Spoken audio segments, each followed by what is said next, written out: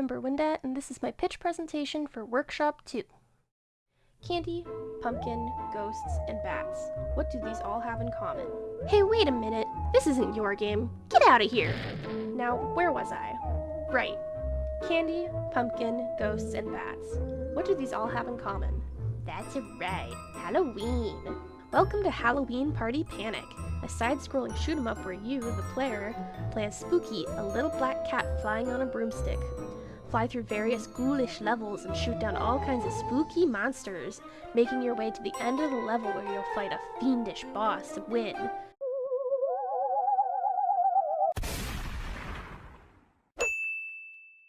Some key features of Halloween Party Panic include Halloween monsters, boss battles, power-ups, high scores, parallax scrolling, branching level maps, a spooky soundtrack, and plenty of cute kitty cats. Speaking of kitty cats, Spooky is a little black cat with an orange bow tie. He rides on a little broomstick, is a little bit skittish, and he's modeled after my own kitty cat, Spooky. Here he is for reference. Spooky gets separated from their witch owner on one of their routine flights to look for potion ingredients, getting lost in the haunted woods.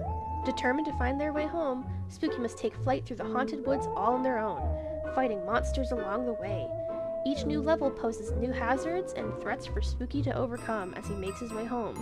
Which route will you take to get little Spooky back to his owner? Game loop and key mechanics. Fly, fight, and progress. Fly through each level, making your way to the end while avoiding getting hit by monsters, colliding with walls, or other obstacles, and stay alive. Fight any monsters when they appear on your screen. Defeating them gives you plenty of points, and defeating the boss completes the level. Complete a level to progress to the next one. Choose your path and make your way to the ending of your choice. Collect any power-ups found in the level, or drop from enemies to get various buffs to your power, speed, or lives.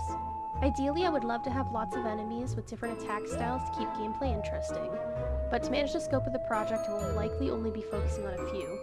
Here are some examples of what I would ideally like to include. Ghost. Enemy type, the Drifter. Lazily drifts towards the player, dealing damage on contact. A slower enemy, after it hits the player once, it would sort of float away before coming back to make more contact again. A Spider. Enemy type, the Dropper. Drops down from the ceiling at the player in a horizontal line, then goes back up slowly and repeats. Does not move left or right, only up and down. The Scarecrow. Enemy type, the Bomber. Stays in one spot on the ground and throws eyeballs at the player, dealing explosive damage on hit. Hops onto the screen once and stays in one spot until killed. Ideally, I would love to create multiple bosses, but again, to manage the scope of the project, I'll be focusing on just one. A massive jack-o'-lantern. Wow. Ideally, the boss will have two stages, a sweet and a sour stage. During the sweet phase, it's more slow and has a jollier expression, and during phase 2, the sour phase, it speeds up and has a spookier expression. Its primary attack would be jumping up and slamming down and onto the player. Relax, I'll handle it. I am the angry pumpkin. Ideally, I would love to add a branching level system for Halloween Party Panic, where every run of the game starts on level 1. After that, the player chooses the next level based on the two closest to the current level. This would be repeated at the end of each level until the player reaches the ending of their choice.